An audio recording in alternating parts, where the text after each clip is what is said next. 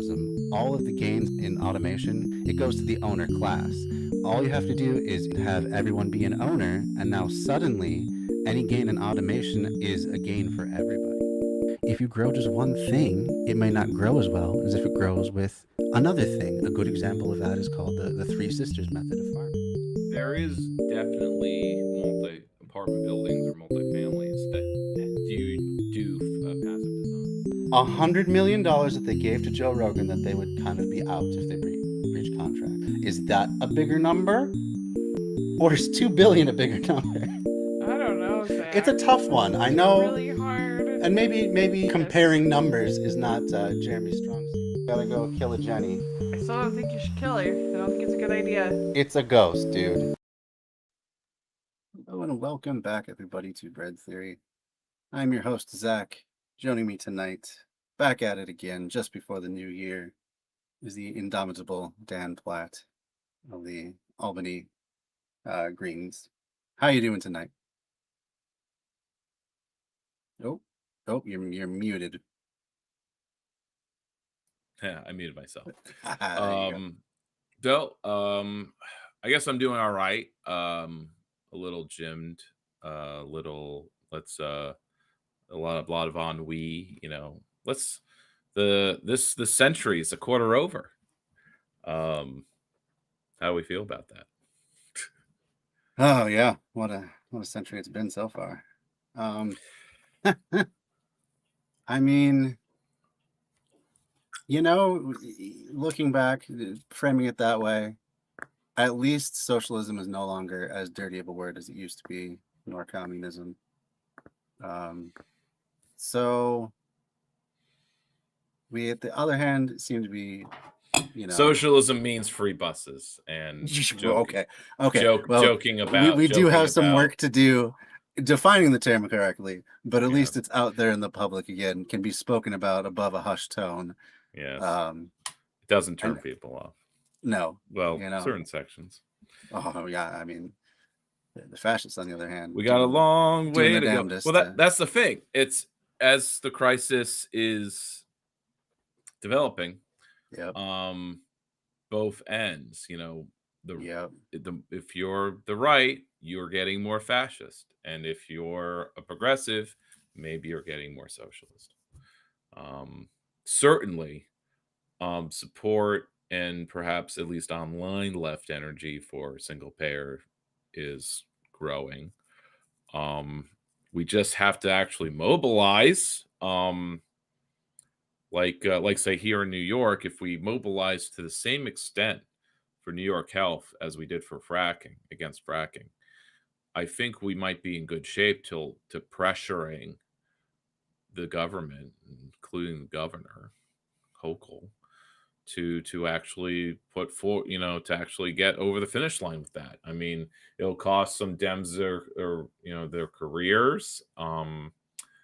There will be sacrifices of sorts, or maybe some watering down here and there, because we won't be abolishing the private insurance agents industry, but we could get somewhere. In the same way that we banned fracking in New York, and we had to move. The next step was banning the disposal of fracking waste in New York. I don't know if we ever actually got to that point because the energy had, dissipated. We didn't have that movement. And again, that the fracking waste was only affecting a very particular part of New York and not like a third of it. But healthcare affects everybody and everybody poorly. So it's and not, if not New York, other states like yours should have its Minnesota Health Act coming in. We should. As far as I know, there is nothing in the works yet or anything like that. So I didn't have a thing. I didn't have a script in front of me, unfortunately, after weeks of being away because of computer problems, which are somewhat resolved, as you can see. Yes, we're doing this live in action. And been making some good TikToks. I broke 200 followers and most of my videos consistently get more than 150, 200. So That's awesome. doing That's pretty an good. accomplishment. It's gradual growth, but we'll see how much further it can go. As I'm continuing, I'm about halfway through the Green Party platform reading series. Once I'm done with that, I will move on to kind of more eco-socialist reading series kind of stuff, and going through and actually maybe making scripts based on all kinds of content that I've been digesting over the years. Particularly what I'm doing right now, and hope to finish that today, was this opening essay about the possibility or impossibility of a left government, dealing with the paradox that any reform, even social democracy or reversing austerity, will require a rupture. Even if you want to do gradual reform, you still need a rupture. And how do we get a rupture? And which is sort of like you might as well go for revolution because you need that rupture anyway. Or rather, even when you're aiming for revolution, you may end up with reform because that's what's possible. And questions about the state, and do we have it? We never really have a strategy for actually governing, using the capitalist state or transforming it. And this is what Sparitza and Podamos kind of ran into. All of these leftists get government power, and then they're cudgeled by the fact that you can't do anything without some cooperation from capitalists. And Yes. and we can't really build this alternative to the state that we have, because the dual power anarchist version isn't coming anytime soon, and neither are the unions that can form a Soviet government. We can talk about the labor strategy. So that's sort of these are the directions that people go in just to get started somewhere, just so we're not paralyzed with indecision.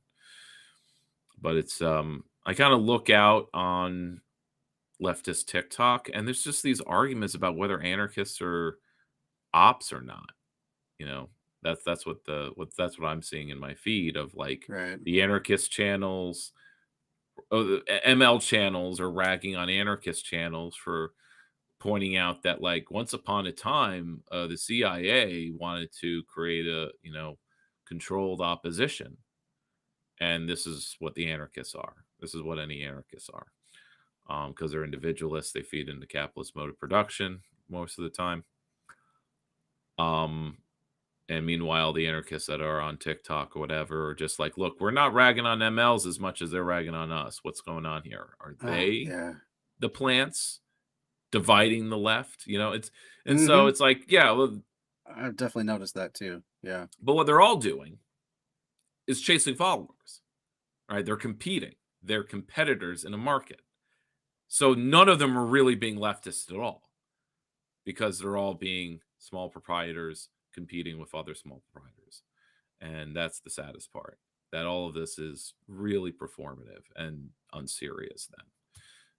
As much as the content is kind of fun and sometimes informative, but it's also as other philosophers have pointed out, it's anti-capitalist media, or will create satisfy the urge to fight capitalism, and that and so you don't actually do so. You're not left with that angst of I need to do something real. For example, that's true. Watching the new Animal Farm. Have you seen this? Oh, I did not know there was a new version of that. That's disappointing. Oh, maybe we should watch the trailer. That would make excellent content for the stream. Why don't you look it up? It's being directed by Andy Serkis, of all people. I at least like him, but geez. Well, here's the thing. Here's the thing about this new Animal Farm. At first, I'm I hate this. I probably will hate it. Oh, look. Oh, anti-communist propaganda. It's being distributed by Angel Studios, the Christian outfit. but the right hates it because it's like, hold off. Yeah. Sorry. The right hates it because it's not serious enough. It's like a kiddie version. It may even have the happy ending. Oh my God. Because it's very revised. I mean, Seth Rogen is Napoleon. So it's making people Seth think Rogen plays the part of Karl Marx. That's awesome. No, Napoleon. Yeah, Napoleon but that old major was Karl Marx. That's right. No, old major is Lenin.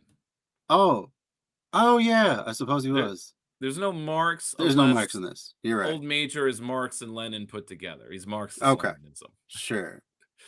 Oh yeah, and going woke, old major is a woman pig in this one. But it's definitely like wokeified, and you'll see, and it sort of stirs up certain, like, what if I were to actually make a proper metaphor for a socialist revolution using a farm and animals. It certainly wouldn't, like, this is reading Animal Farm and I made a little TikTok about this, that it actually kind of piqued my intellect. It wasn't it didn't prime me to be anti-socialist, because my thought was, well, if Snowball was in charge, it made me prime to be a Trotskyist. If Snowball didn't get exiled by Napoleon, things may have worked out differently. So it just made me like, okay, Stalin, corrupt, bad. Trotsky maybe better, because it was my teacher was good at this. This is freshman high school, and laid out that, Napoleon, Stalin, Snowball's Trotsky, etc., Boxers, the working class. And I'm like, oh well, if Snowball's like the good, like not corrupt communist, so I could understand then that if I met a socialist, like in the Green Party, they were likely Trotskyists, or some type. But it's interesting that Trotskyists are usually considered like anti-Soviet Union, anti-communist. Which is just ridiculous. He was mostly anti-Stalin first and foremost. Right. So I just want to point out that the Trotskyists I know, at least those that aren't in like sectarian orgs that only have 50 people in them nationwide, they're more multi-tendency than that. They're just, and there isn't even like hatred of MLs and bitching about that, because we worry about actually getting our politics out there, and that's why the Greens to me are like the more moderate choice versus a sectarian org, because even though there are some radical communists in there, like Trotskyites, they're more pragmatic in that they want to seek office and do a left-wing agenda. Okay, so let's watch the trailer together. I'm curious to see what your reaction is like. Yeah, let's take a look. Let me make it a little bigger. The Man Farm. The Man Farm. Right. So this is directed by Andy Serkis, the actor. Yeah, he's a talented guy, and it's apparently his this is like his dream project. So he's put a lot of his own money into it. It's like it's like his own money. It's not like this wasn't something the studio was seeking.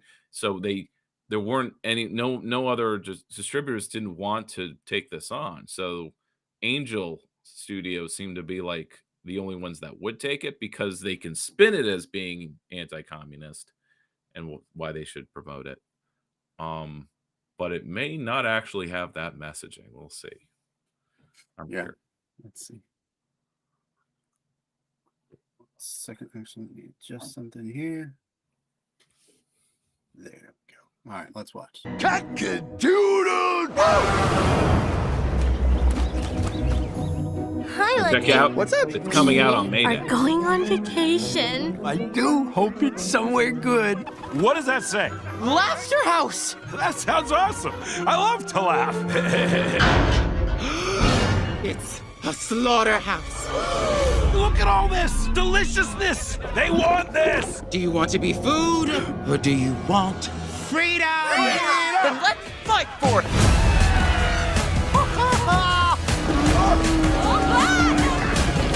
We're free! Whatever goes upon 2 legs is an enemy. 4 legs, good. 2 legs, bad. No animal shall wear clothes. Huff, what? We're show pigs. And all animals are equal. Animals running a farm? I had to see it for myself. Thank you. Aw, so cute. Activate cute eyes. I'd rather gouge them out. I want that farm. We should move into the farmhouse so the humans know we're in charge. You are about to become my new best friends. Pigs and humans working together. I like the optics. Oh, we love the optics. What are optics? I think it's a kind of seafood.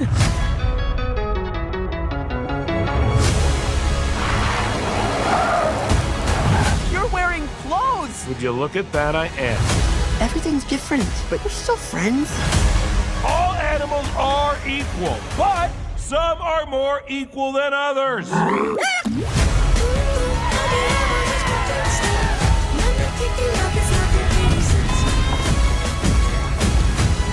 This is our home.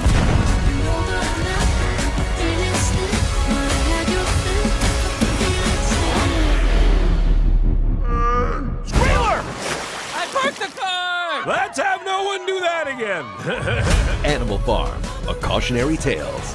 In theaters May 1st. Recommended for ages 11 and up. 11 and up, huh? Okay. Mayday. Yeah.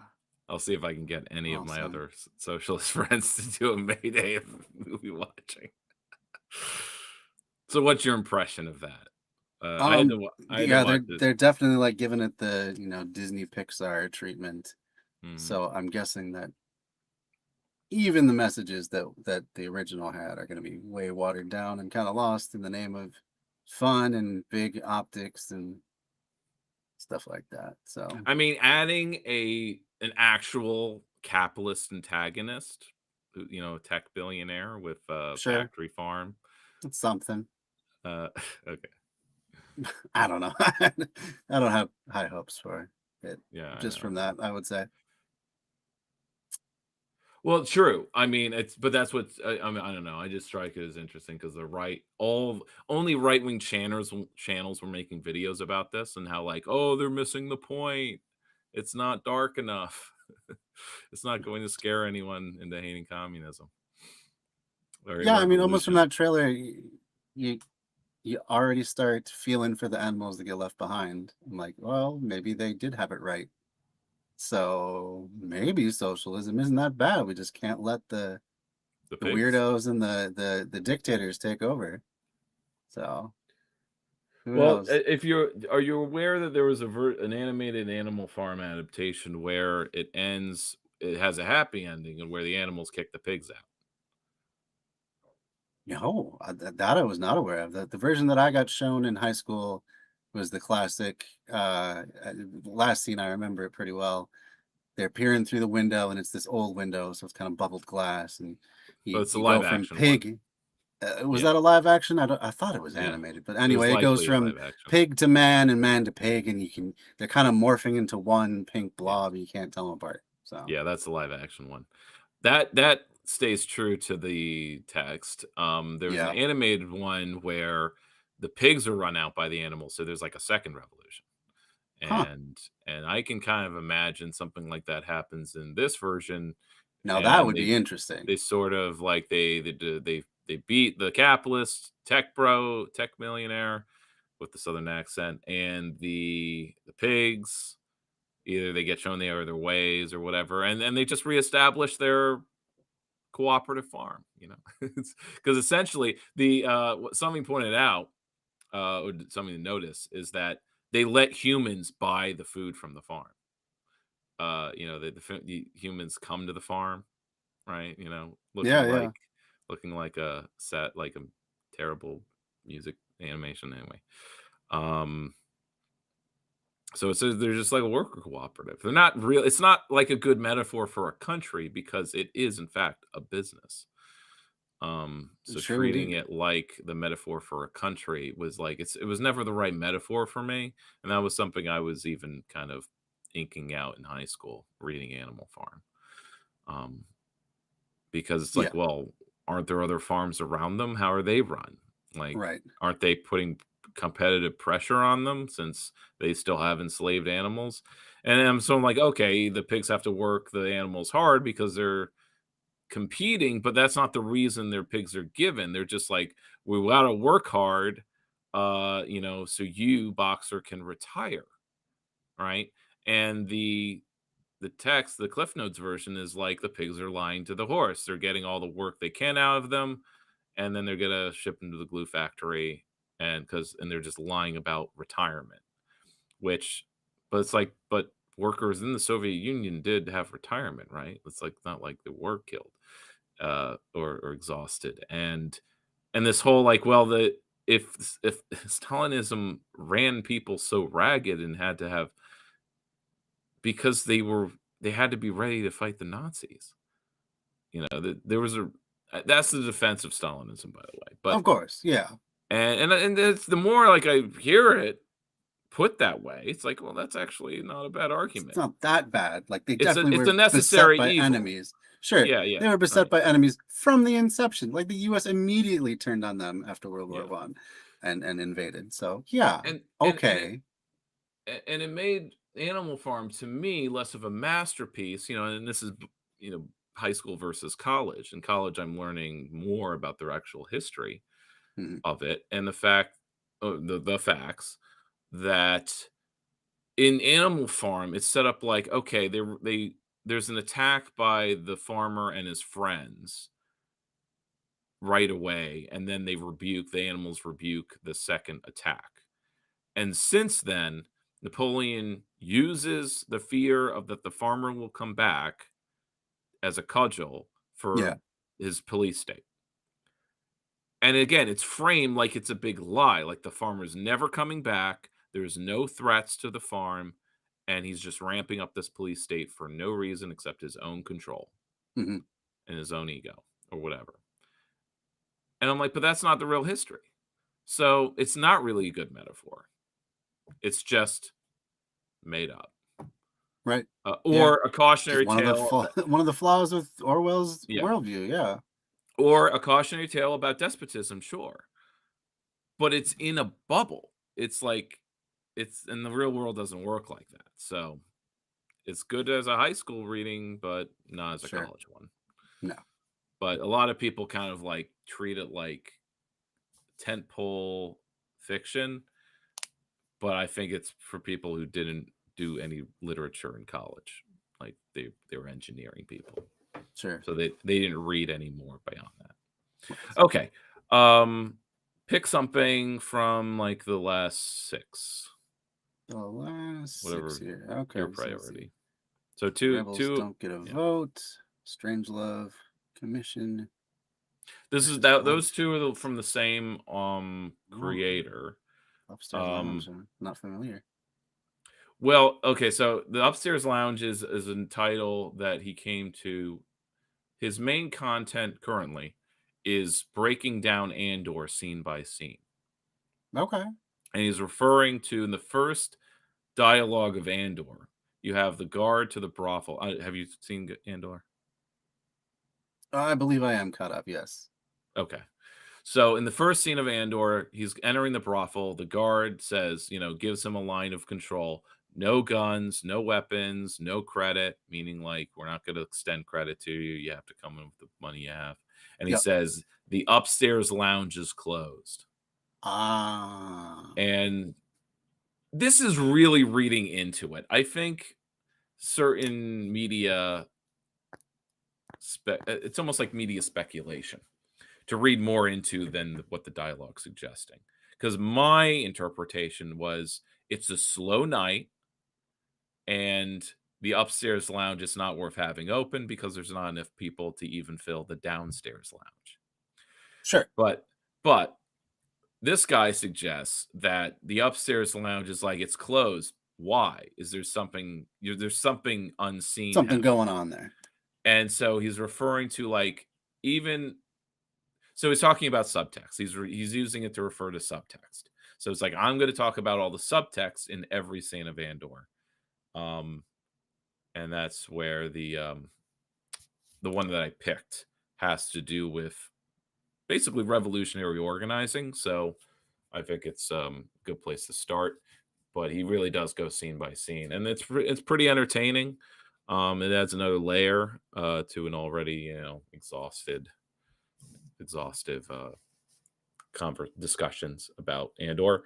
Like I watched there's a channel of like political scientists, and they would give their like takes on the themes of Andor, arc by arc, and that was a good watch.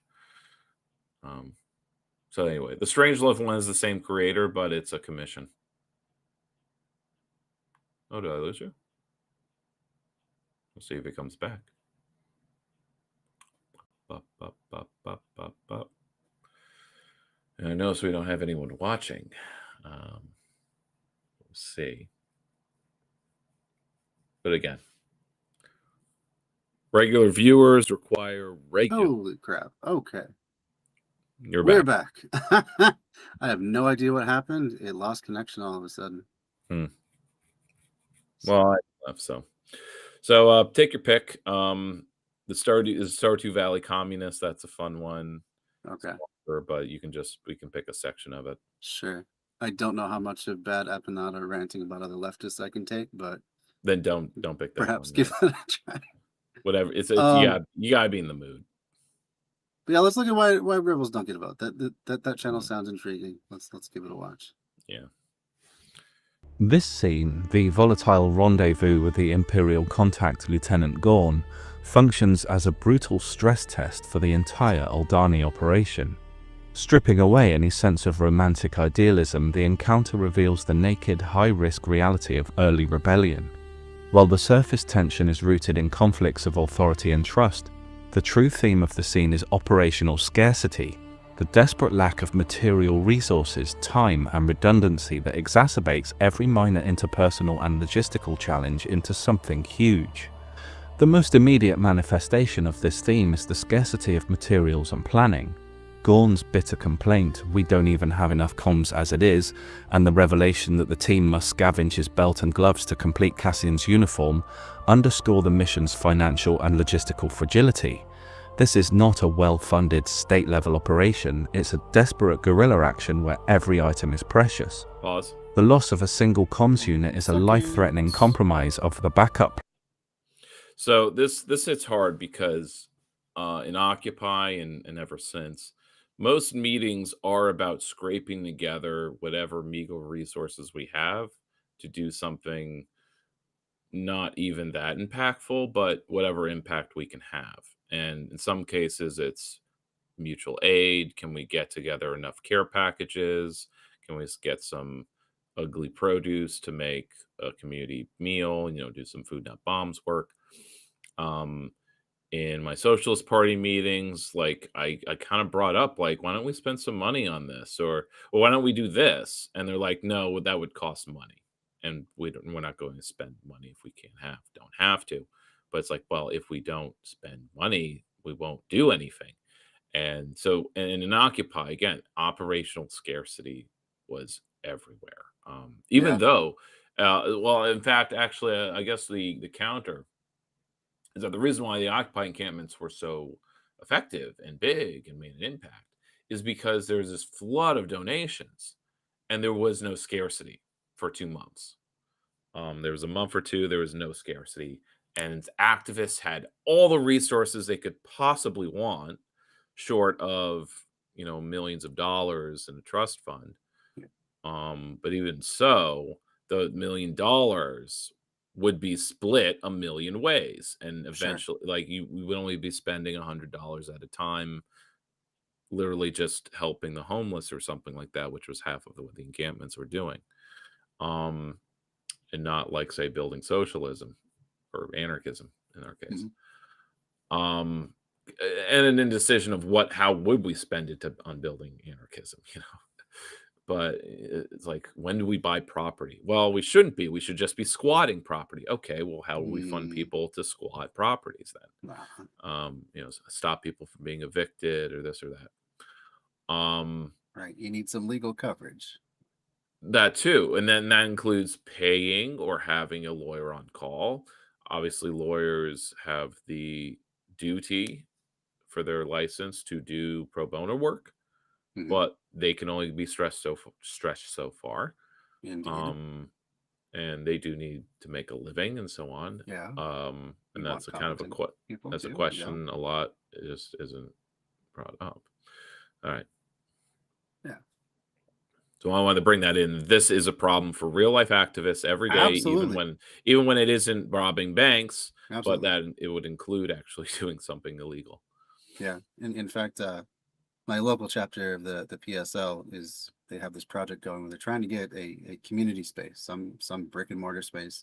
They're calling it a community space, but my hope is that I can convince them to have it be a little bit more, maybe start a cafe, not anything fancy, just something, and like start actually having revenue come in that we can then take what would be profit and put it towards projects for the PSL.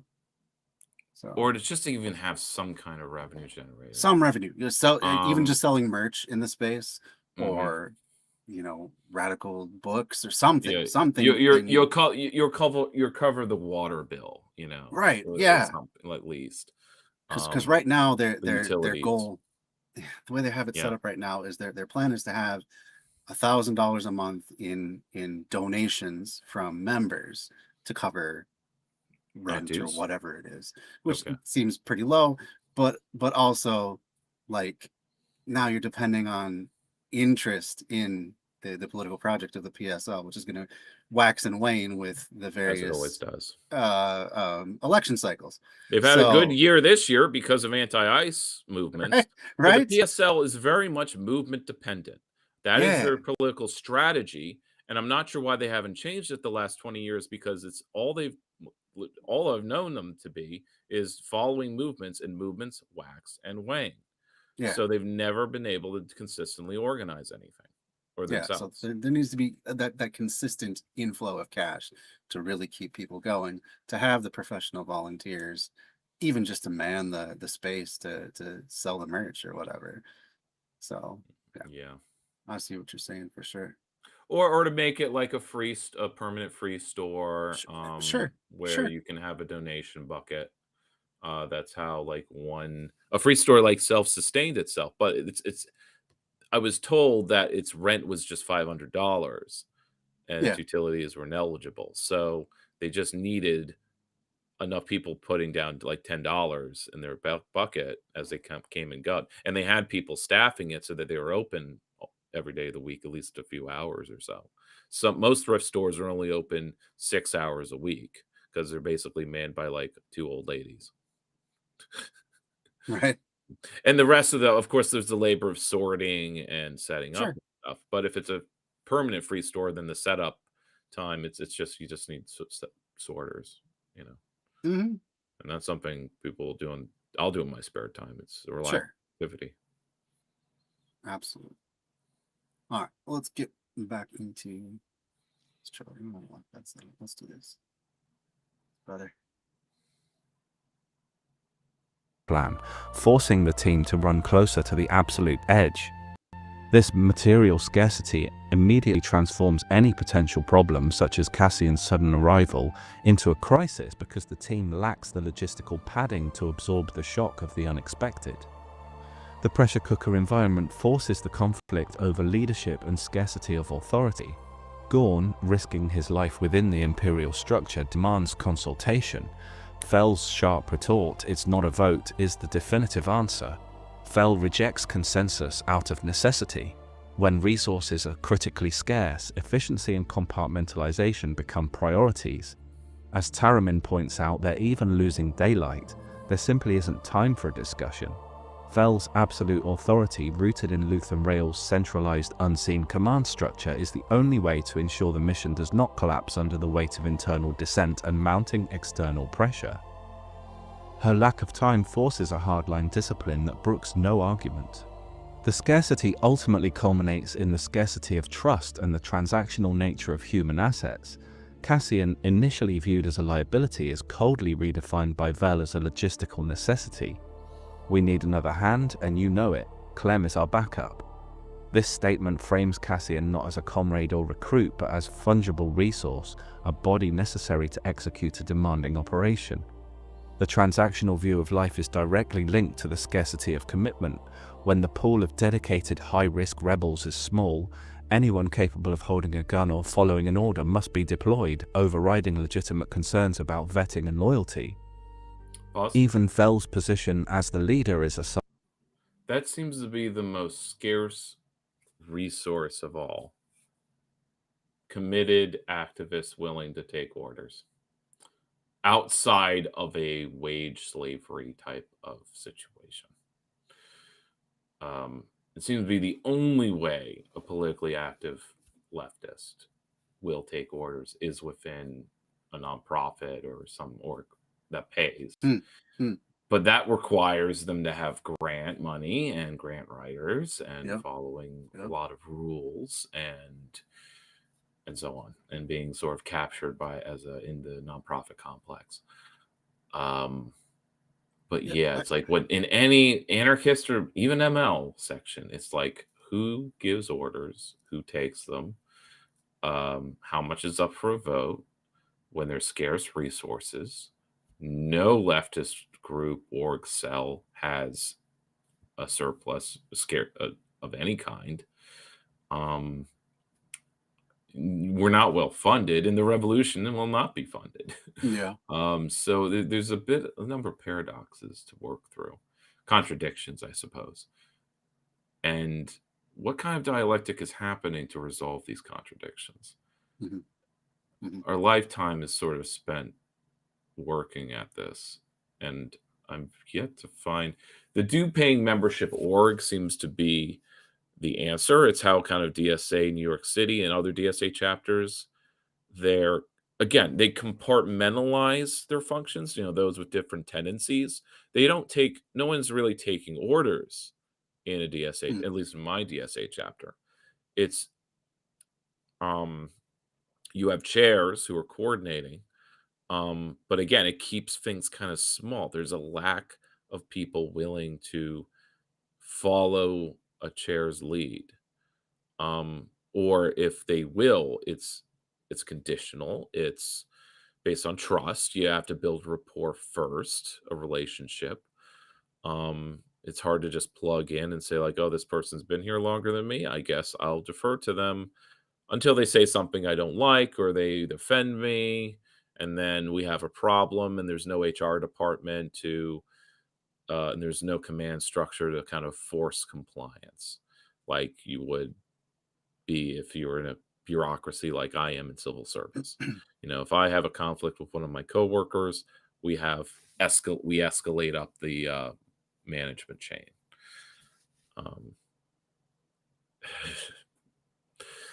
I'll stop there. Oh, okay. Well, I mean, there's more to say, but it just I'd be rambling. All right. Well, let's continue. Of how slim the pickings were. She seems to be doing a fine job in a tough situation. I'm not dissing her ability, but she can identify Luthen, so she's not the first choice for high-risk field work, and it's not ideal for someone's first command to be something this complex, hard, and important. Luthen no doubt would have preferred someone more suitable, but his talent options must have been scarce. Gorn's existential fear, someone I've never met who suddenly got my neck in their hands, is a justifiable response to this reality, and Cassian's response of, I know how that feels, is ironically the only moment of solidarity within this team in the whole scene. While Gorn loudly distrusts the newcomer, the scene actually closes on Skeen, sitting silently by the fire, watching Vel and Gorn, listening as they walk away. He's watching them particularly closely, the show's way of telling us to watch him particularly closely. Maybe the operational danger lies within the established group, rather than with the new arrival. This scene is a powerful thematic statement that the rebellion's core identity is forged in absolute desperate need. They lack comms, uniforms, numbers, time, and even internal consensus. The relentless operational scarcity compels the team to adopt a ruthless transactional discipline, prioritizing the mission's logistics above all else, above consensus, above comfort, and critically above trust. Every argument, every moment of heightened paranoia is a direct consequence of this chronic operational scarcity. It compels Vel to wield absolute authority and forces the entire team to adopt a ruthless transactional view of each other. Fundamental questions of loyalty, identity, and personhood remain ruthlessly unanswered, casualties of the race against time. The true poignancy of their situation is that their revolutionary fire is currently fueled not by ideology, but by the cold, unforgiving mathematics of necessity. So, my third point about using this as a base dropping off point is that and I've seen this dozens of times, by the way, the process that they're talking about, where because of scarcity, somebody has to make things transactional. But as leftists, we don't want things to be transactional. We want things to be a hippie commune, and we want to work on consensus, and we want to not treat each other not as a means to an end. And as soon as someone starts doing that, acting like a leader in a crisis mode or crisis management or just a scarcity management, they're suddenly the enemy. There's someone who's a petty tyrant. I see activists all the time, or at least politically, like people want to be active. They'll encounter this and they'll either pathologize it. It'll be like a personality defect of like, I don't like this person. They're like this. And what they're like is there's someone who's managing scarce resources, making them a dick or a bitch, somebody who is subverting our democratic process, as someone who was like the only staffer for the New York Green Party. He would attend local chapter meetings, and he would be accused of people who are now in my chapter of taking things over, and they were not liked by a lot of people. Sure. And I'm like, well, why? Because he tells people what to do, because he has some kind of seniority, because he's paid, because he's responsible, or feels responsible. And why shouldn't he? He actually is being paid. Versus all the activists, whether they be Anarchides or MLs or whatever, who act like children. But they're not like children.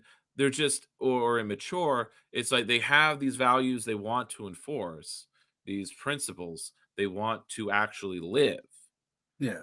Meanwhile, necessity demands we act like petty bourgeois or transactional, and not like we're all lovey-dovey friends.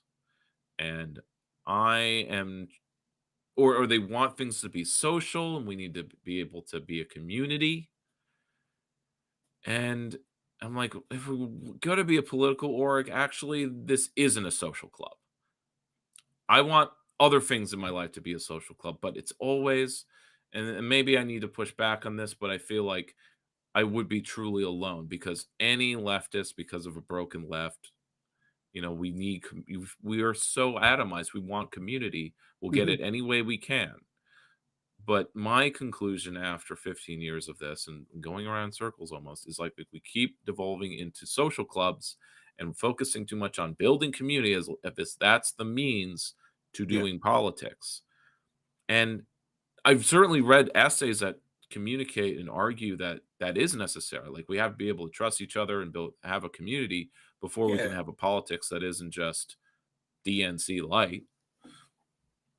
Right. I think that does have to be, I mean, my own opinion, it does have to be a component. Like, you don't want people to feel like it's just another job that they're just, throwing their time and effort into. And I mean, even in a job, part of any good job that I've had, there's been a sense of community and camaraderie and shared struggle and stuff like that. So I feel like it's got to be a component, but you're right. It cannot be the focus.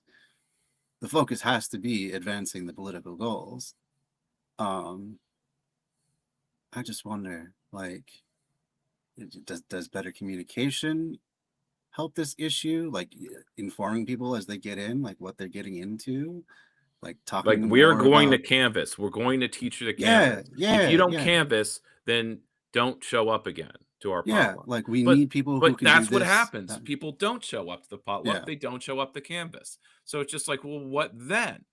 When it's only 5 people that will even consider it, or they'll show up. But look, 5 people is a good canvassing team, but only for a neighborhood, not for a city. You know, no, not even close. now this is where we maybe learned from the New York City DSA. They mobilized thousands of people to canvass for a mayor race, Sure. and it was for a charismatic guy. So it's like, So maybe for when it comes to projects like that where you need a lot of people, maybe that's when we you need have to have that coin purse to open up and be Yeah. like, we just need people to do this job, you know, and we're going to incentivize them showing up and doing it by giving I them know some they money have for paid it. organizers, Yeah, right? right. They had staff. That's how Mandami got started with someone else. He was his staffer. Right. And they learned how to do it on the fly. So they do have, like, rags to riches kind of story as far as politically speaking. So but again, like the money comes in is like, yeah, when you have a canvas group team, you treat them to pizza after, Sure. Though when I've attempted to, people say, no, I'm good. I'm just going to go home.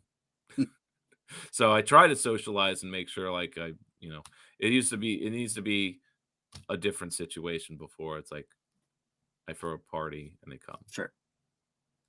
Like the case with one guy who helped me canvas. So yeah, obviously we're hashing it out, and that's the fun of it, I suppose. But my current job has me doing a lot of problem solving, so I'm kind of burned out, and it makes me want to do the problem solving less, or I don't know if I'm worried I won't have the energy for it. Like, I'm now spending an hour and a half every day commuting. I never used to take that long to actually get to my job. That's a lot for a commute. That's both ways, by the way. Oh, really? I thought No, you were I'm still saying I'm saying combined. Like, it's 40 minutes to get there, 40 minutes back. total. Still a lot. But yeah, it's a day, out of every day. Because in the past, it was 5 minutes, 10 minutes each way. And 15 max, it's under a half hour. Now this time it's over a half hour. So, but what it means though is like, because of the bus schedule as well, is like I'm not getting home till 5:30, and that doesn't leave a lot of prep time to start canvassing. Like, I used to be able to have an hour to nap or prepare, to relax. Now it's like I have to go right from work to the meeting or the whatever, the meetup. It doesn't stop me from being able to go, but it does give me less time to get there. Anyway, I'm just my quibbles. I'm really on the fence about whether I want to keep staying on this job. I probably will be, at least until probationary term is up or whatever that is. Sure. Whenever the working from home starts. Yeah. Maybe that's why I'll like have serious reconsiderations. But it's like I'm being reminded of like the troubles of wage slavery all the time, and it's kind of the reason. It's similar to when I walked back from architecture, where there's the problem, right? And we're working on this problem. We can tackle this, but this is actually just the above water iceberg, and the real iceberg is under the water, the real problem, and we can't tackle that whatsoever. Now, no amount of civil service in New York State is tackling the bigger problem, right? But I like being compartmentalized, and in this position, I'm not. So it's kind of yeah, it's interesting, bumming me out. Yeah. Well, is there? I assume there's still room to move up, even in this position, huh? Right. Or laterally. So, okay. But I think, as my brother points out, I should wait until I hit a sort of probationary moment. Yeah, that seems prudent. And like 6 months in or something like that. Sure. And then I'll be like very hireable for some other equivalent position. Same rank, but different office. Yeah. Because I just want to be back downtown. Even if it's something that would bum me out, I at least want that short walk. And it's a quality of life thing. Commuting sucks. Commuting is hell. Even if it's a nice bus ride, and yeah. Anyway. I hear you. Okay, what next? Do you want to do the equivalent from the same producer for yeah, I enjoyed that one. Okay, Dr. Strangelove. So this is all about how the satire of the past is basically the reality of the present. So, and this kind of reminds me of I watch like some Gen Z reactors watching Dr. Strangelove or old movies that are satirical. And they sort of get it, of course, but they're not laughing. They don't really find it funny because nothing's absurd about it. Like General Ripper here is the current Secretary of Health and Human Services. That's a good point. So I wouldn't be surprised if how is it funny? It's like, yeah, okay, it's but anyway. RFK has been extolling the virtues of rainwater only beverages. Raw water. Yeah, raw water. Well, an anti-fluorination, Yeah, actually, that's what it's about. That is pretty close to where he's at. Yeah, for sure.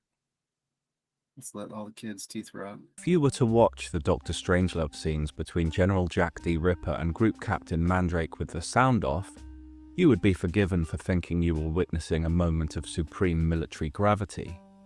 Sharp, aggressive shadows cutting across the room like prison bars, cigar smoke curling with conspiratorial intent, the claustrophobic framing of two men in a makeshift bunker while the world holds its breath. But then you turn the sound on and you realize that Stanley Kubrick has trapped you in a room with a terrifying punchline. The genius of this film lies in its insistence that the apocalypse will not arrive on the wings of a grand clashing ideology.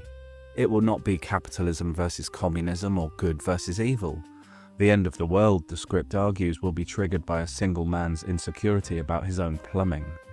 The upcoming scene analysis is a commission from Karis Schuler, who asked me to look at the bodily fluid scenes between Mandrake and Ripper because of the movie's thematic similarities to my main show and because of its precisely calibrated black satire. Stay tuned to find out how you can get one. So we watch Ripper, a titan of American military might, drape a comforting arm around Mandrake. It's a gesture of paternal intimacy that feels more like a hostage situation. As Karis points out, the camera frames him throughout these scenes with the same ominous gravity Kubrick later used for Jack Torrance. He leans in and initiates a dialogue that should be about nuclear codes or troop movements. Instead, he asks, "Have you ever seen a commie drink a glass of water?" In that moment, the scene cracks open. We realize that Ripper isn't fighting a geopolitical enemy, he's fighting a biological ghost. His obsession with purity, with essence, with precious bodily fluids is a magnificent, horrifying euphemism. He can't accept that his body is aging or failing him, so he projects that failure onto the global stage. He invents a conspiracy of fluoridation to explain away his own loss of vitality. It's a profound psychological observation. The man who feels small will burn down the world just to cast a large shadow. While Ripper is focused on the sacred nature of essence. This might be an unseen connection between purity politics or purity culture, which is seen both across the political spectrum, and conspiracy culture. The loony left, the loony right, they're all purity obsessed or concerned, and their politics turn into conspiracy mongering in the same ways. Like they can't do real politics because what they're concerned about is something that is just based on their own insecurities. Right. I'm being pathologizing, but you get my gist. Not bad. But I always found it kind of like, I don't know, a source based on misunderstanding when someone says like thinking of purity and being concerned with your health used to be something known as something for the left. Yeah, You know, like hippies and ritualists, hippie all their things. tofu And yeah, and granola. Now it's yoga. something the Yeah. right. And now all those Yeah. hippies are right wingers, you know, and like, yeah, no, they were always reactionary. All Yeah. right. Those hippies that were granola girls or whatever, it's like when you scratch them, they were just hard liberals, like, you know, tolerant, but not wanting to, if they owned property, didn't want to pay more taxes, didn't want to like, they wanted things to be small so they could control them. Yeah. All right. They didn't actually strong want to, distrust of science. and others, like they Yeah. didn't actually, they don't, for all the talk, it's like they want to share within their community, but who's their community? A very small tribal set of people. Yeah, who are those intentional communities actually for? It's that may fall into, yes, the pretty well that- to do. and that falls into that, yeah, or Yeah. some kind of middle class. Sure. All right, yeah. Let's move along. Fluids and God. Mandrake is rather more focused on the profane, chewing gum, puffs and cameras. Throughout the scene, Mandrake plays with a gum wrapper which becomes his psychological anchor. By focusing all of his energy on folding a tiny piece of silver paper into a perfect microscopic square, he's trying to maintain a shred of order in a room that has descended into total madness. It's the ultimate keep calm and carry on gesture. Ripper grabs a comically oversized machine gun from out of a golf bag and literally sweeps his desk clear. In one motion, he wipes away the paperwork, the telephones, the tools of communication, strategy and bureaucracy. He clears away the messy business of thinking and replaces it with a phallic totem of destruction. He plops the gun down and screams at Mandrake to feed him.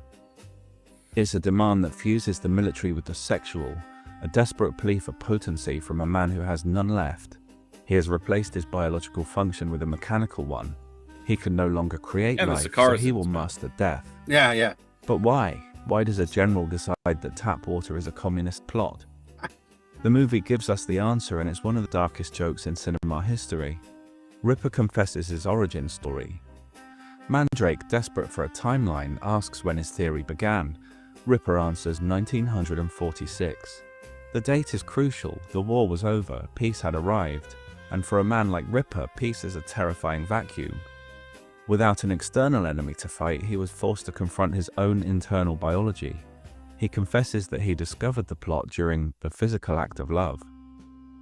He admits that he felt a profound sense of fatigue and emptiness afterwards. Any doctor, or reasonable adult, would call this being tired.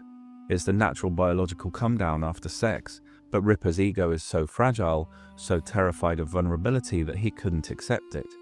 In his prime, he could probably go again straight away. Then one day he couldn't anymore. He couldn't admit that for a few minutes he was weak. So he decided it wasn't fatigue, it was theft. He decided the communists had stolen his essence. He weaponized his own normal biology into a global conspiracy because he couldn't handle the feeling of being human and spent. From that day on, he denied women his essence. He chose isolation. He chose to become a fortress. And now he is launching nuclear bombers to ensure he never has to feel vulnerable again. In this moment, the hydrogen bombs and the B-52s are stripped of their strategic grandeur. They are revealed to be the overcompensation of a man who's terrified of the little death that follows sex, so he chooses the big death of nuclear winter instead. This lunatic is paired with Group Captain Mandrake, the embodiment of British civility. Mandrake is a man trying to use manners to defuse a bomb. He's the sane man in the asylum, but in Kubrick's universe, sanity is a handicap. While Ripper is armoring himself with bullets, Mandrake is held together by thread. I'm not talking about his leg, I mean mentally. The whole leg thing is fascinating. Necessitated by a real-life leg injury, I think it improves the scene vastly, not only because it's much funnier this way. Sellers is hurt, but my read is Mandrake is lying. He wants to take cover. He's not going to stand up in a room being peppered with bullets for this madman. And he's up and about pretty quickly once the threat subsides. Mandrake is competent and sane, but that doesn't matter anymore. He's a relic of a bygone era where wars were fought with manners and buttons and bravery, not psychosis. He tries to bond with Ripper, but you cannot negotiate with a hallucination. Mandrake's tragedy is that he treats Ripper like a colleague having a bad day, while Ripper believes he's a deity of his own making. The arc ends not with a bang, but with a bathroom break. And a bang. When the battle is lost, Ripper doesn't go down fighting, he goes into the washroom. He tells Mandrake he fears torture, not the pain, but the possibility that he might talk. He's afraid of losing control, of spilling his secrets. So he chooses the ultimate control. He shoots himself. It's the final pathetic irony. Mandrake suggested water might make him feel better, so Ripper killed himself in the shrine of water. He leaves Mandrake staring at a locked door, the secret code blown out against a mirror. This serves as the grim conclusion to one of the themes, ideological purity as a death cult. General Ripper, faced with the collapse of his external war, retreats into the final fortress, the afterlife. The scene juxtaposes Mandrake's desperate, fluid attempt to survive, bargaining, agreeing, placating, against Ripper's rigid, brittle commitment to his delusion. Ripper's suicide is not an act of cowardice in the traditional sense, but the ultimate act of preservation. He destroys the container, his body, to prevent the essence, the code, from leaking out. It is tempting to look at General Ripper as a relic of the 1960s, a caricature of John Birch society paranoia. But look around in 2025. We are living in the golden age of purity of essence. Scroll through social media and you will see an endless parade of influencers and alpha podcasters obsessed with seed oils, microplastics, testosterone levels, and raw water. The specific boogeyman has changed. It's not always communists now, but the psychology is identical. We see the same obsession with bodily purity, the same fear of contamination by the modern world, and the same desperate, angry grasp for control in a chaotic environment. We still have powerful men who are terrified of their own biological or social inadequacy, transforming their personal insecurities into public policy or culture wars. When Ripper screams about children's ice cream being poisoned, it sounds absurdly funny, until you realize that if he had a Twitter account today, he'd have 10 million followers. By fixating on children's ice cream, Ripper reveals the totalitarian scope of his madness. To the paranoid mind, there is no sanctuary, no innocence. The enemy isn't just at the gates, it's in the sprinkles. In the end, the most terrifying thing about General Ripper is that he seems to have reincarnated with a cabinet position. As we stand in late 2025, we are watching a global superpower genuinely prepare to wage war on fluoride and staffing its military high command with figures who echo Ripper's distinct blend of aggressive, fragile bravado. People who discover the film now may not get the humor, as the themes have horrifyingly converged with reality over the last 60 years. In 1964, the audience could laugh because they assumed the adults in the room existed. They thought Kubrick was showing them a funhouse mirror version of reality. Today, it just feels like a regular mirror. But Dr. Black Mirror remains a masterpiece because it tells us the uncomfortable truth. The systems we trust to keep us safe are only as stable as the psyches of the men who run them. Black Mirror is All of lost us are on me just because, trapped like, in what's an black office about while it? You're just showing me reality. Yeah, these are just probably showing me relatively anything good different guesses than- about where we're headed. So. Yeah. Well, barely. It's just you're showing me, now, but with a little better tech, or But just, strangely less AI slop in the Black Mirror. That's what they episodes. always get wrong. Any dystopia lacks AI slop. Yeah. That's the one. It's they weren't horrifying enough. And that's the true tragedy of the sci-fi dystopian sci-fi genre. I mean, that's why, like, I have a soft spot for Divergent, because the or a soft spot, but also, I guess, critique of it was the author's first work ever. She was really young writing it, and her thing was like, I sought out to write what I would my ideal society, but it turned out it was a dystopia, so I ran with it. I'm like, well, why didn't you keep going and try to then adapt it? What would be your ideal society? Yeah. Or, like, just keep at it. Don't you have imagination? Yeah. Maybe that wasn't as fun. True. People like disasters, I guess, more than nice things. Wholesome, gay. It's fun. to actually have utopian science fiction. But that's what I wanted to see. I wanted that. Yeah. Did I have another thought beyond this? I did. Oh yeah, just from this creator. The longest video he has is him doing a breakdown of the Mandalorian episode in the Pleasure Dome, with Jack Black and Lizzo were the governors, basically, of a direct democracy. So to me, it was utopian science fiction in a way, and I had a really favorable. The fan base hates it, and this guy who seems really smart and even maybe a little leftist, he actually, I actually, this video he does of Mandalorian actually shows that he's actually quite the moderate guy, because, or at least that's my impression, because like he didn't view this as, he really took it cynically. So my impression turns to like, oh, this guy's actually more reactionary than he might seem. Sort of like, revolutionaries do have to do these awful things. It's necessary. It's preordained. And I think our contradictions go through us trying to like say it isn't so, like to fight that fate, that destiny.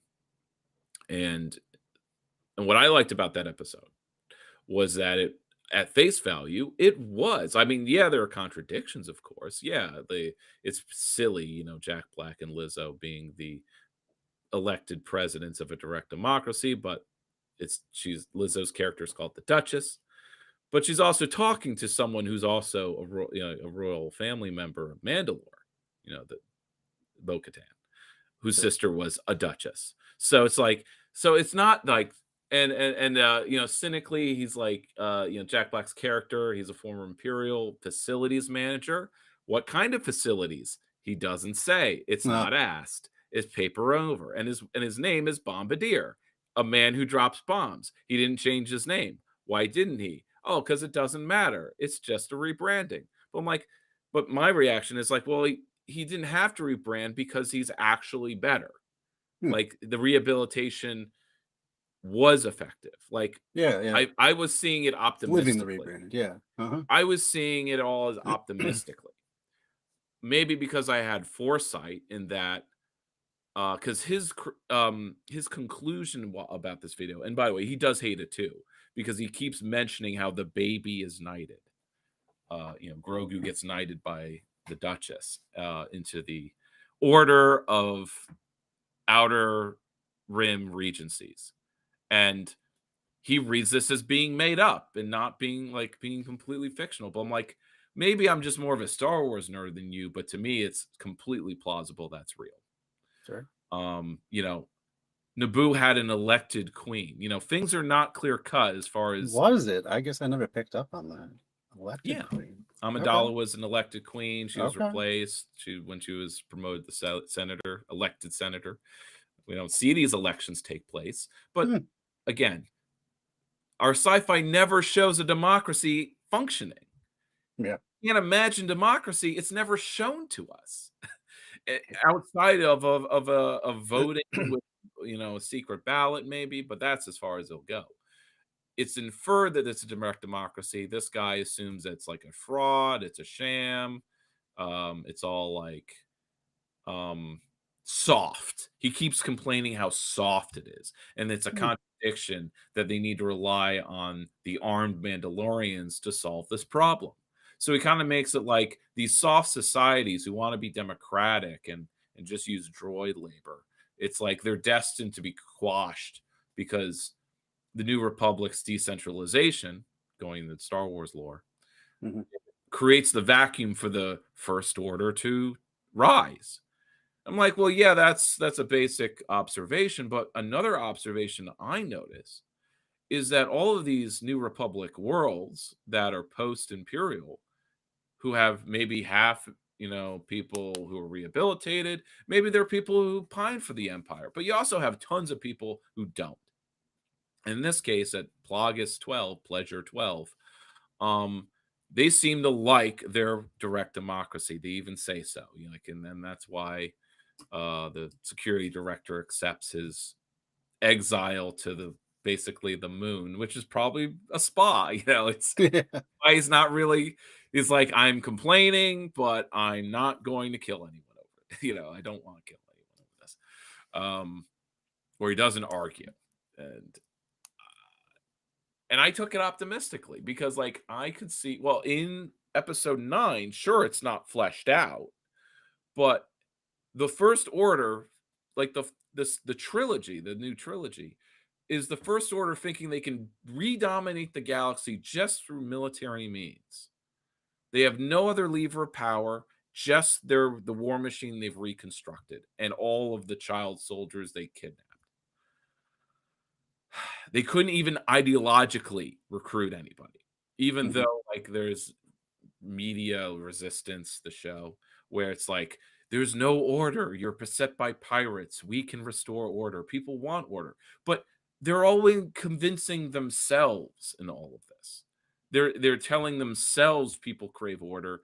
But then in the real world, the rest of the galaxy, as the Mandalorian goes around and Ahsoka and other characters, you see people not wanting the Empire back. Even if they're pirates, they just want the New Republic to be a little stronger, to be maybe a little more centralized. They'll pay some taxes. But so in episode 9, we see a big battle where half the everyone with a galaxy in the galaxy with a ship shows up. And then we see because it wasn't fleshed out, but we see a B-roll of all the planets you might know if you're just a Star Wars movie watcher. Bespin, casual planets, and you see the First Order Star Destroyers all getting destroyed. Right? As soon as, sure, they occupy, and the whole trilogy takes place over just we're not told how long has passed between 8 and 9, but there's literally no time at all between 7 and 8. And 8 and 9, maybe it's only been a week. We only see the resistance just establish a camp. So maybe it's only been a week. So essentially people were occupied, but as soon as they had the opportunity, they kicked the First Order's ass. They're like, we're fighting back. Everybody fought back. We just didn't see it everywhere because it's a movie. And way too big to tell. Yeah. So, but the original script was there would be a huge battle on Coruscant. And it would be all the people of Coruscant rising up against the First Order. And I'm like, yeah, that's my optimistic reading. That it's actually utopian, that fascism tries to return, and it's a joke version. They think they can dominate everyone if they just blow up enough planets. But that's how the Empire lost the first time. They started blowing up planets, and they weren't hiding their intentions very well. Kind of like now. Yeah. I mean, they survived. Yeah, right. They're not. And that's why it's only been another year, and Trump is as unpopular as ever. Yeah. And so we'll see what the fallout of that's like. Tune into the SOCDEM game for that, because they'll cover other content creators more than the actual news. So anyway, that's my counter analysis of the haters of the that episode of The Mandalorian, because it just made you think more than the other episodes, in my opinion. And a lot of fans don't like thinking. Yeah. They thought it wasn't they just thinking want the itself. thing. They want the cool lightsabers and interesting battles and stuff like that. Yeah. But it had cool stuff in it, but they didn't think it was cool. I'm sure. They thought it was silly. They thought democracy and softness and silliness is unserious. Well, I mean, come on. In an entire galaxy, you can't imagine one direct democracy. That's so out of the realm. Yeah. Maybe there's more democracy in the New Republic era than we're told, Yeah. And because there's a lot of worlds, and we're only showing a few of them. What's Corellia like post Empire? What's Naboo like? The worlds we do know of, and comics are kind of good at showing more of that. But anyway, it's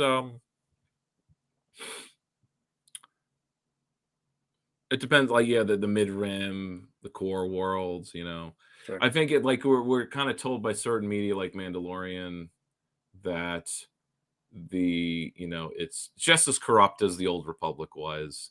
The core worlds are rich. There's inequality. Actually, that's what episode 8 was about.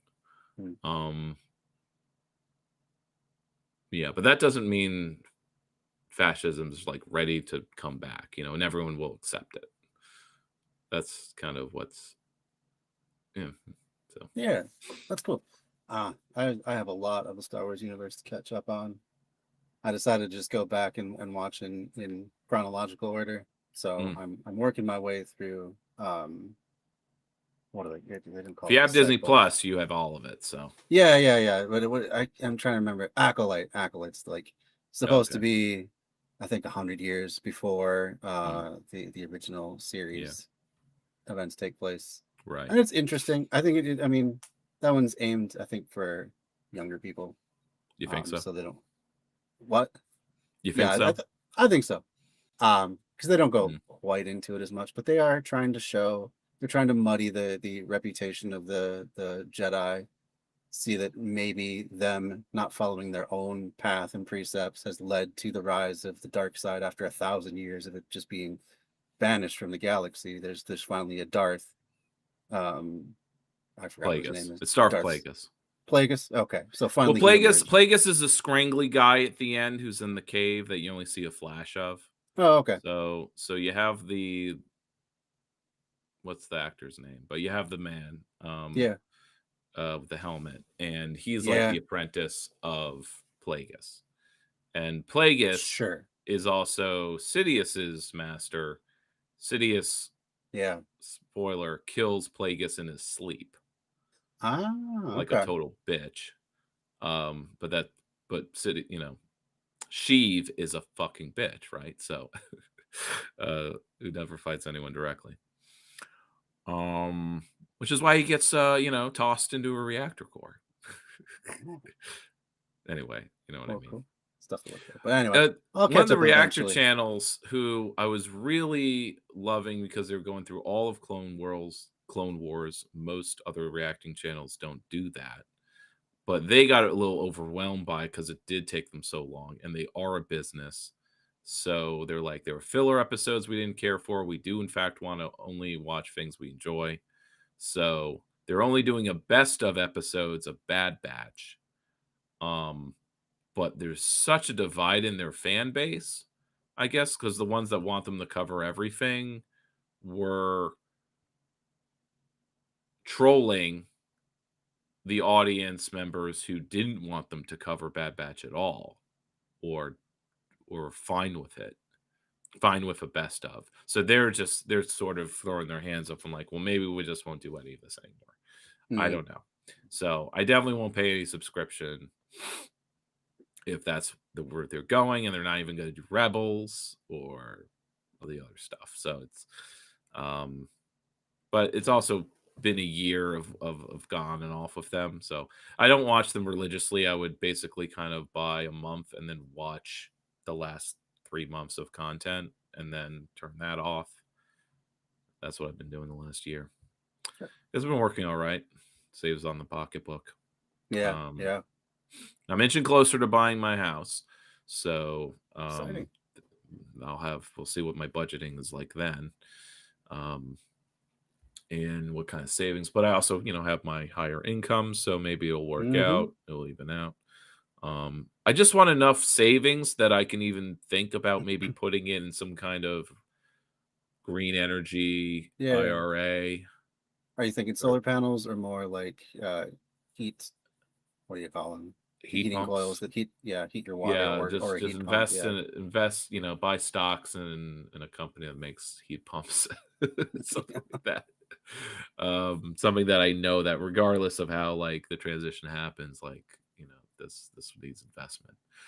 Oh gosh, I saw this terrible meme, and it was also, I'm pretty sure it was AI generated, but it was talking about how great I think it was Finland is doing by doing cogeneration of heat by putting their data centers underground in neighborhoods and then just using all of the excess heat to heat them all winter. I'm like, wow, what a revolution this is. And I'm like, in order to heat our homes, we just need to keep building data centers everywhere. right. So this is all just for more AI slop, for one thing. If they are AI data centers, I mean, we need Yeah. data centers just for the internet. Indeed. So it's like we have Indeed. But if, things you know, that I'm are thinking if they're necessary throwing infrastructure. Sure. If it's thrown off that much heat. But either way, we're investing a lot of power into doing this stuff. Yeah. And like even in Right. Finland, it's not cold the whole year. So the rest of the year you're just venting that heat, assumedly straight into the atmosphere like it normally would. So No, like, water. Cool. They would have but- water going through the pipes. They'd have to water or cool it. Okay. Well, whatever. The heat is being dissipated into the earth or the atmosphere in one way or Right, another. right. So we're not getting rid of the excess heat just because it happens to heat the houses. Well, in the winter. maybe it's geothermal in the summertime too, because you dissipate the heat into the ground. Well, if that was a heat sink, then yes, it would work that way. But assumedly, they're heating up year round. So, like even those data caves or whatever they are going to be. Well, remember, it's colder underground in the Indeed. summertime, Indeed. as it is warmer underground in the wintertime. To me, it struck me as Yeah, I know. It's just greenwashing. Like we don't need to be afraid of these data centers. We can use them. It's all right. So there is some good organizing happening in New York to push back and block the building of data centers, county by county or community by community, and they actually stopped one in Western New York because they've had their fill of them. Western New York or Central New York is being absolutely like they're in drought conditions. That's how much water they use. Like they're under a water advisory.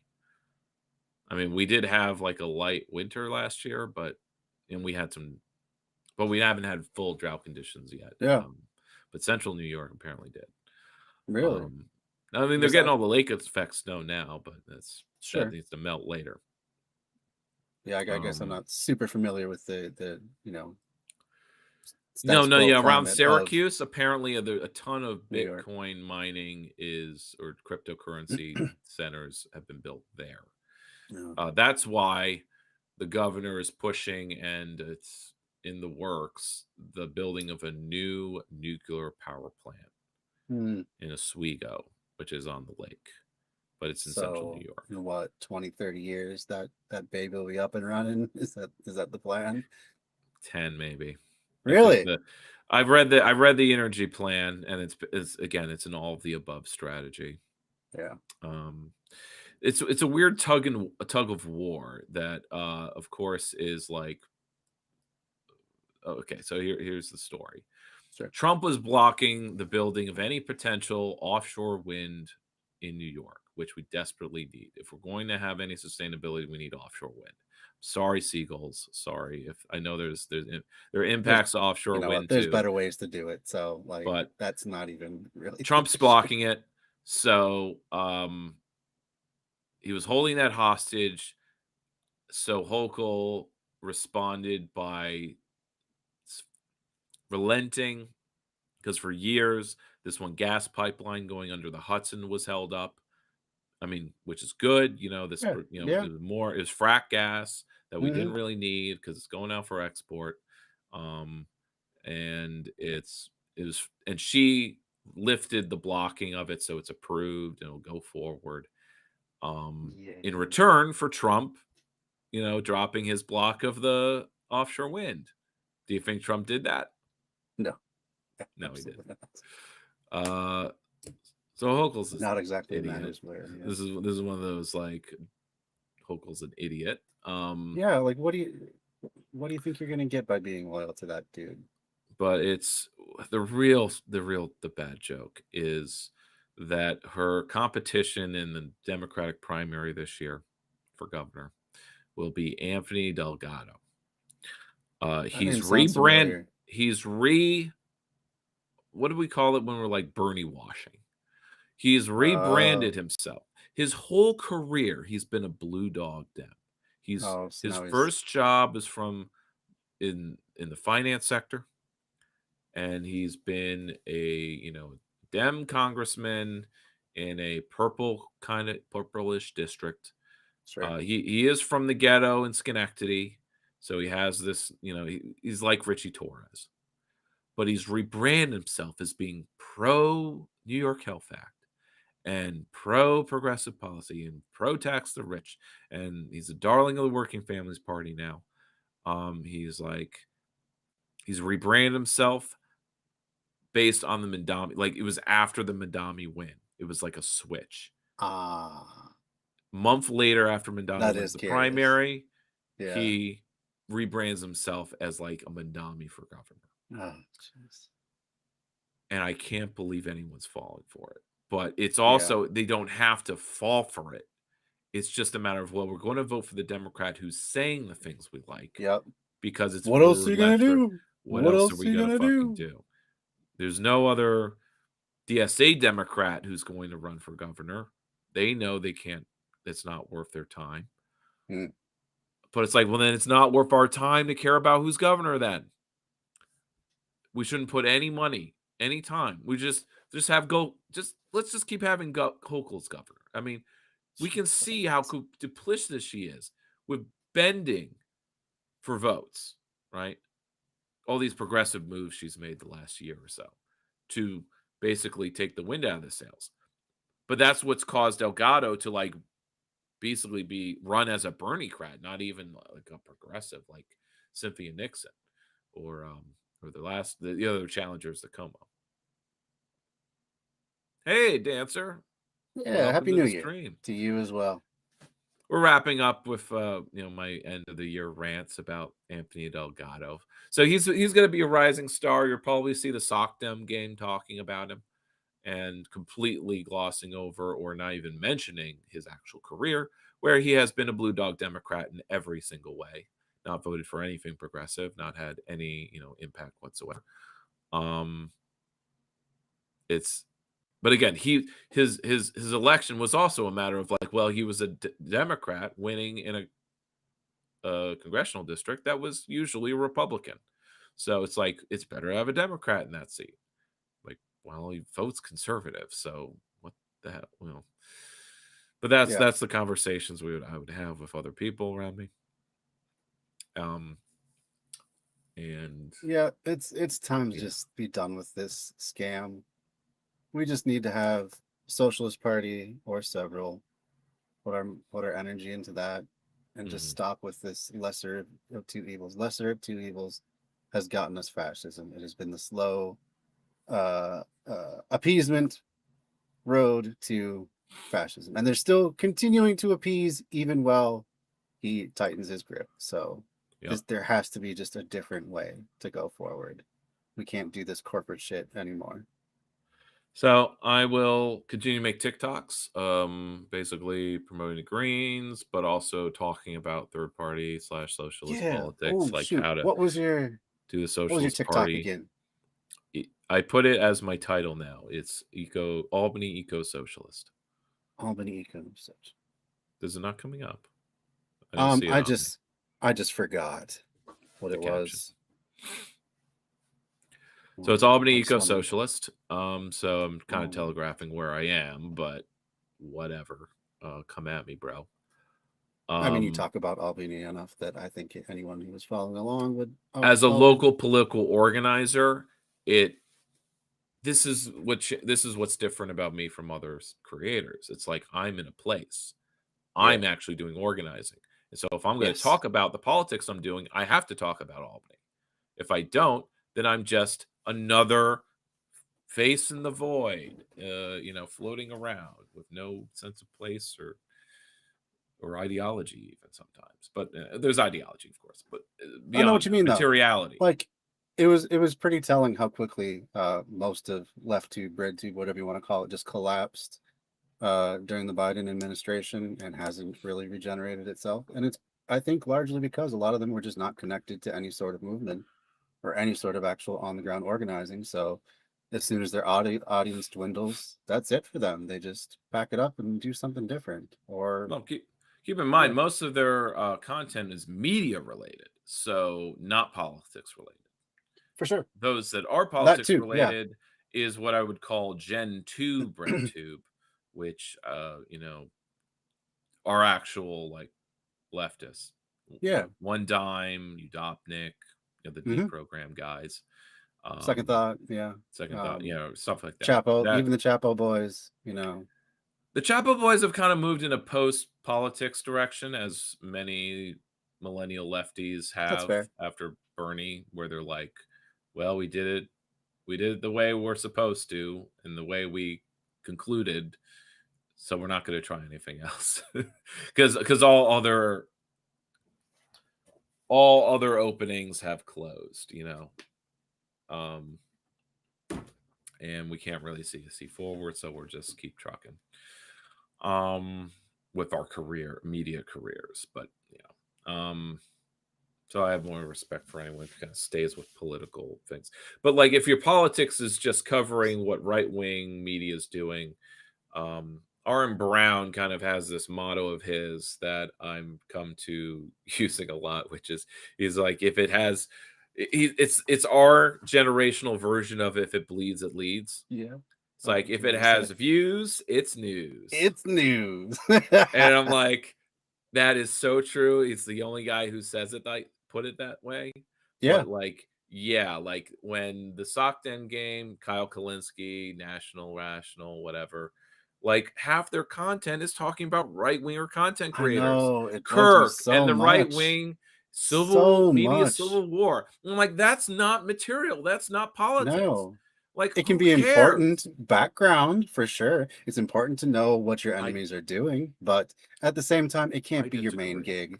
It can't be your main shtick. Because locally, they're not my enemies. They're not even present. Like, they're not. I don't interact with people who like maybe influence. That's fair. But it doesn't come forward. They're not going like, I'm a Kirk viewer, so I'm not going to talk with you, or I'm not even going to give you the time of day. That doesn't happen. That's not reality. That's an online. That's online bullshit. And so he was coming from me, 37-year-old, been around the block. I say ignore it all.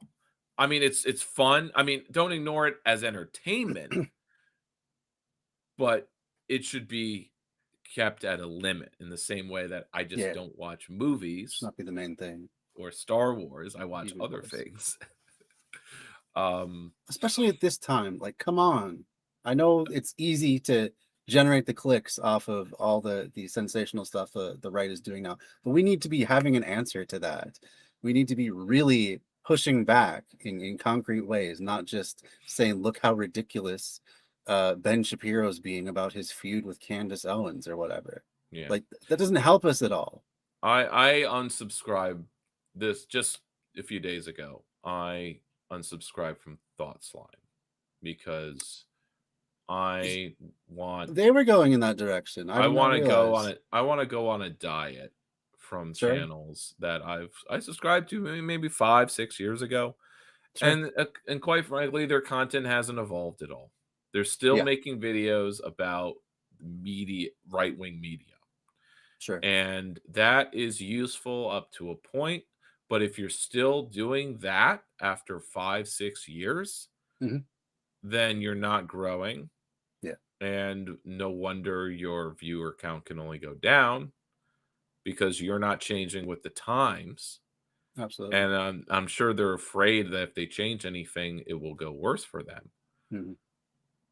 But they got to do something if they're going to retain me, because I'm growing. I'm going to keep growing, whether I'm 30, 40, or 50. I'm not going to stay in the same place. Oh yeah. Yeah. Me as well. That's why I really appreciate channels like What is Politics? Have you seen that one at all? Maybe I have. In fact, he had a recent video on no equity cooperative housing. Oh, cool. Might be fun to cover sometime, in fact. But he keeps putting out stuff that's like actually about leftist theory and addressing our current day concerns. Oh, you know, yeah, I do know this channel. Maybe we've seen it or covered it or something. But we may have the other channel is some channels though go for the more slop kind of content, like how money works. Sure. They just their visuals are just B-roll. But it's, I don't know, they talk about things like, so the video is called like If AI takes over, we lose our jobs. If AI fails, we also lose our jobs. That is the double bind of capitalism, and that Yeah. as a working Right. class, we are exploited either way, Yep. just differently. Uh-huh. We can all say no to AI, and that will maybe cause it to crash and recession, and then the job market will be tighter than ever. Or AI succeeds, and the AI and the job market will be tight. It just doesn't matter. So let's not focus on hating on AI or whatever. Like, we need to focus on guaranteed jobs and policy and organizing. It's like there's all these things that even when they don't seem like distractions, because they're not, they are part of our life, the zeitgeist, they're a distraction politically speaking, as far as don't make your political fight about the symptoms. Something to like argue about, something to pay attention to, but it's an accessory. It's like a side dish. Keep the focus on building socialism and asking, well, does this build socialism? Does this lead to something later? Or like, that's the question. And if the person or the org doesn't provide the answer to that, then I keep moving. Yeah, that's fair. That's a good way to do it. Greens have an answer for that, which I'll be covering on my channel, on my TikTok channel eventually. Or I have by going through the platform. I talk about how this policy is socialism, and we want to elect people to start implementing these things on a local level. And that's building socialism.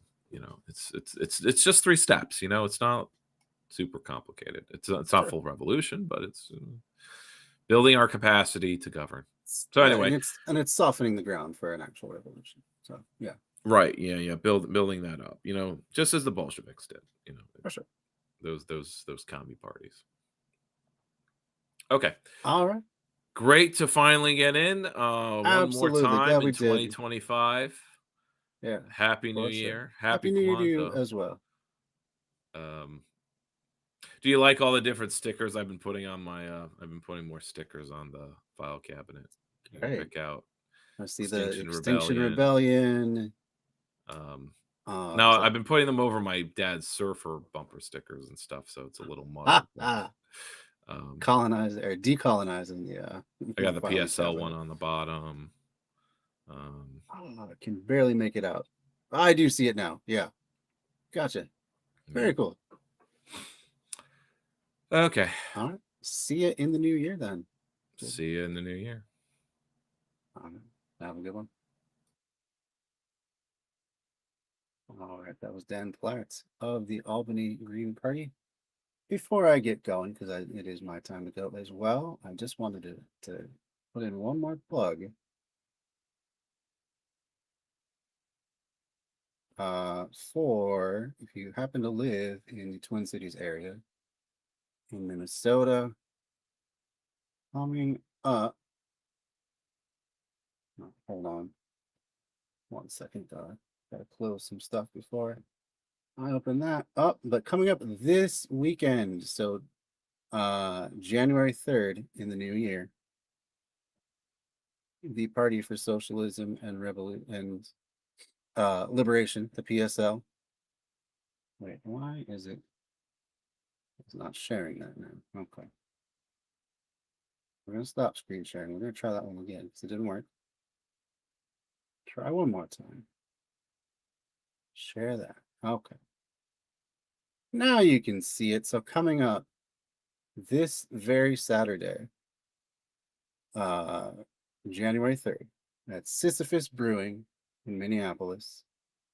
I don't think I've actually been to that brewery, so I'm looking forward to it. I've enjoyed their beers in the past, though. 1:30 p.m.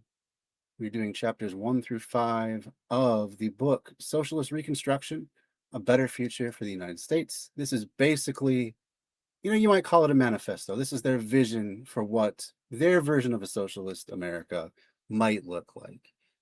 They're cautious to say that, no one can really know how everything would shake out and materialize, but this is one version that they are working towards. So if you're interested, and many leftists have been hesitant, even Marx very rarely did more than just sketch out what a communist world would look like. But if you're interested in learning about a vision of that, I'd say definitely check out this book and see if there's a local chapter. I assume they're doing this nationwide. So if you are in the United States, check out your local chapter, see if they are looking to start this book club. I would assume they are, but I have not looked into what coordination they're doing. Anyway, chapters 1 through 5, Saturday, 1:30 p.m., January 3rd, Sisyphus Brewing. Going to be talking about the book and just getting to know people. So if you're new to this is actually a really good way to, dip your toe in. See if this is a group that you might be interested in actually committing to and joining, putting in some more work. I know that I plan on doing more work with them because I really like their vision so far. I'm only on chapter 4 of their book. I got one more to go, but so far so good. I agree with, I would say, at least 90% of their vision for America. And they start from a very basic concept, the basics of what is socialism, and not the textbook versions that you probably have been given if you've been raised with an American education. They go into what actual socialism is. Helpful hint, it is not the government just doing stuff, and the more stuff they do, the more socialist it is. And if they do enough stuff, it becomes communism. That is a bad definition of socialism. It is not a definition of socialism. That is just a definition of social programs, things that every government does to some extent or another. Socialism is, in fact, the workers controlling, whether that is indirectly through their control, in a dictatorship of the proletariat, not a dictatorship over the proletariat or a dictatorship controlling the proletariat, but a dictatorship of the proletariat. So that is the people controlling the government to manage resources centrally. So that's one. That's what I would say most communist configurations would fall into, a more centralized planning of things, or whether that is a more anarchist, direct democracy, confederalist sort of organization where small units of government band together with one another. It's all part of a socialist economy where the people own and control the means of production. This could even be something like a worker-owned and managed cooperative, something that happens under capitalism now, but it is in fact a socialist configuration. So if that sounds interesting to you and you want to learn some more about that, I'd say, once again, check out your local chapter of the PSL, the Party for Socialism and Liberation. See if they got a book club going, and go and check them out. Or if they don't have a book club, they probably have a lot of events coming up. I know that my local chapter has quite a few. So there's probably opportunities wherever you may be. And with that, I will sign off for tonight. I appreciate everyone who joined the live. Thanks, Dancer, and anyone else who stopped by. And I appreciate everyone who's looking at this after the fact as well. Go ahead and leave a like. That would really help out the channel a lot. Even more, tell someone about it. Share it on whatever social media you prefer. And tell some more people about why you come here and what you get out of these streams that we do every week. I'd be eternally grateful for your help. If you want to help even more, there is, of course, the merch shop. I guess that is one more plug that I will do. Merch shop, once again, you can find it in my link tree, but that link is, or that address is up at the top there. bread-theory-shop.fourthwall.com. And you can find all this fine merch. Hats, sweatshirts, mugs, tumblers, crop tops, bucket hats, knit caps.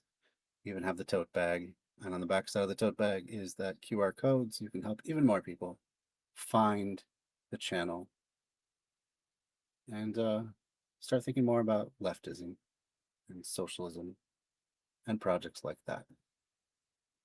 Have a good night. Oh, I did not make it big enough. There we go. Have a good night, everybody. Have a happy new year. And I will see you in the new year. This will be the last time I stream 2025. So, yeah, wishing you and yours a happy new year. See you next time.